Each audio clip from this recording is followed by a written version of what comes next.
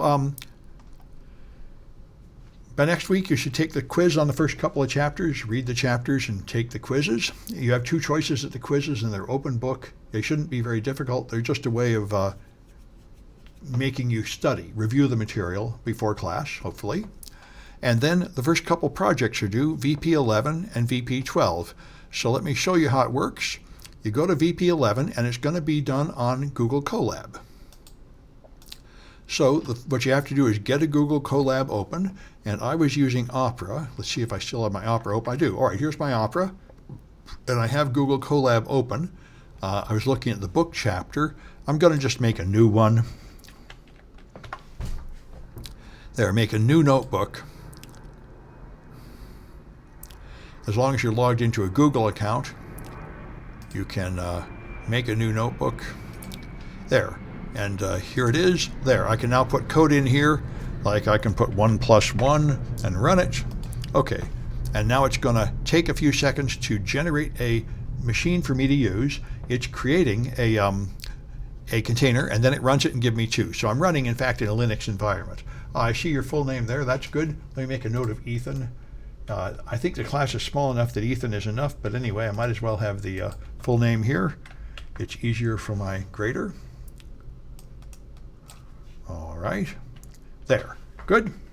Anyway, so if I get to the homework, which is here, VP11, all right. So you get in here, and then you do things like print hello world, all right. So you put that in here, and then run it, and you get hello world, and so on. And so there's various things to run here. So now you just run this code help, and you'll get a page of text, and you're going to have some words that are blocked out by a green mask here. So when you get to the end of a project, there's a name. And for the project, this is VP 11.1. You want that number, and you want to find this text. So execute this command and find the hidden text, and you enter it in the scoring engine. So this is VP 11.1.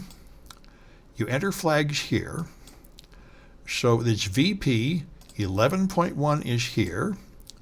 Oh, I'm going to fix that. That's disturbing. This should have gone to... now it did. I just needed to refresh the page. Should have gone to index 4. Good. Because here, it's VP 11.1. Your name, the last 4 digits of your student ID should already be in here if you're pre-registered. And you can just use that to identify yourself. If you're an add student or somehow not on the list, you can register a new user here. And so, in fact, I don't seem to have, I did make a test account, good. So I can use this since I'm not a student. And then you put in the flag. So I don't know what should go in here. If I put in the stuff, I think that's wrong. If you get it wrong, it'll tell you you're wrong. When you get it right, you'll get the points.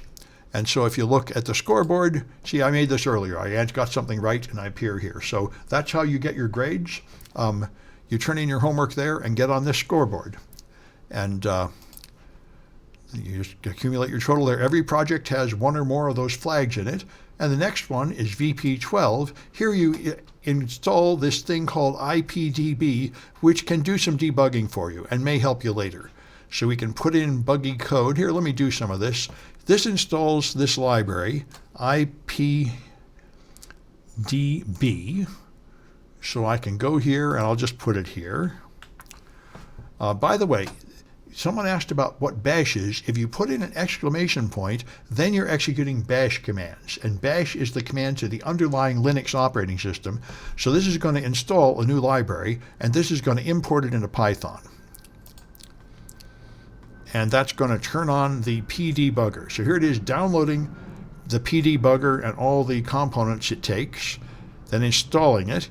Now it's turning it on. Okay, so now it's going to do automatic debugging. So if I go here, let me clean off these extra tabs. All right, so now I'm going to put in buggy code here. I'll put it in a new block of code. All right, so it's going to do division is num %0 tries to take modulus 0, which is not legal. That involves dividing by 0 essentially. So when I run this, it's now going to stop, and here it points to that line and gives you integer modulo by 0. and so on. It gives you pretty helpful information about exactly where the problem is. And this is more than you'd get if you didn't have the debugger. Now here, I saw this warning thing at the bottom. I wonder if I'm going to see that again. Looks like I don't see it right now. Anyway, now you can add a breakpoint. So if we run this code, this is the kind of thing debuggers are really good for. I'm mostly used to using assembly language debuggers, but you can do it in Python also. Now, the breakpoint will start here. So when I run this, okay, it goes to this point, and now it's waiting for me to tell it what to do. So it has stopped at this point. It hasn't executed the next command yet. And so here's the commands you can use to debug. You can print the variables n and I, for example. I'm about to calculate n%i. So I can p n and I. It'll show me right now, if I did that right, yeah, p n I, n is 50 and I is 50. All right. So it's going to take 50% 50, and that's going to be okay. C will continue. Okay, good. This is just like other debuggers. It gives you a chance to stop. So C continues. Now it's back here again. Now if I print n and I again,